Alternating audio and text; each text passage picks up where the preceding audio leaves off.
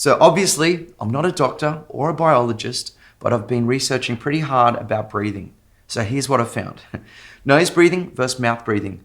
Let me tell you now, nose breathing is beneficial to your sleep and general health. And consistent mouth breathing is the opposite. Obviously, sometimes you're forced to breathe through your mouth if you are congested and when you're really maxing out during exercise. Also, you might have some skeletal or organs that are getting in the way, like enlarged adenoids or tonsils, deviated septums, or growths. But let's focus on the carrot instead of the stick. Let's find out why nose breathing is so beneficial. The nose or nasal passage adds the appropriate amount of moisture and warmth to the air before it reaches your lungs. It also acts as a filter due to your nose hairs.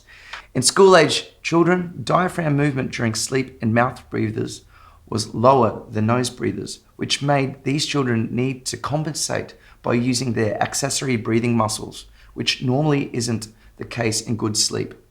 So nose breathing is part of healthy or efficient diaphragmatic movement to support the needs of the body during sleep. Nose breathing also encourages parasympathetic response. Think about it. We know that short, shallow breathing is associated with the fight or flight. Mouth breathing just seems to cause imbalance from everything I've read in the literature. When you breathe through your mouth dries up, gums dry out, gingivitis and tooth cavities are more likely to occur. This probably is because the mouth is meant to be moist. In children, mouth breathing can lead to facial deformities, crooked teeth, and poor growth. There seems to be some sort of cause from the mouth breathing that doesn't engage certain breathing muscles, overuses other muscles, and also stops the development of muscle tone and coordination of these breathing muscles. This impacts both exhalation and inhalation. There's a bit of research available on this, so do check it out yourself. But my goal is to simply get you to have the aim of breathing through your nose whenever possible. Start challenging yourself to breathe through your nose in more challenging situations like exercise, so nose breathing can become a habit during your waking hours. This preps us to become nose breathers during sleep. More on this later.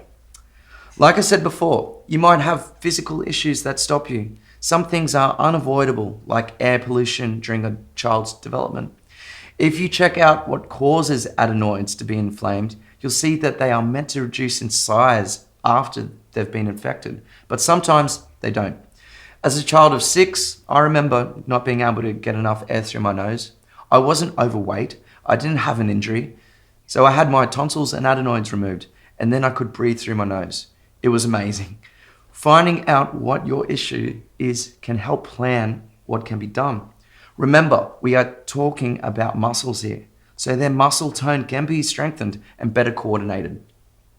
This book by James Nestor is a really good overview of ideal breathing. I've cross-referenced the things that he said with peer-reviewed literature, and they really do line up. For your research, look up these keywords: upper airway muscle tone, mouth breathing and development issues, mouth breathing and upper airway anatomy, dental issues, ear and throat infections, and mouth breathing and the diaphragm.